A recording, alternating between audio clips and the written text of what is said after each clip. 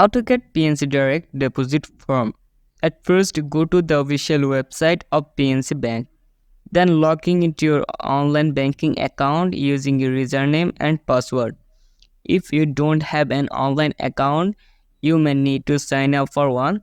Once logged in, navigate to the section of your account where you can set up or manage direct deposit. This might be found under account services, payments and transfer, or something similar. Look for an option to request a direct deposit form. It may be labeled as direct deposit authorization form or similar. Follow the prompts to request the form. After requesting the form, you should be able to download it from the website or print it directly. Ensure that you have a PDF reader installed on your device if you choose to download it. Thanks for watching.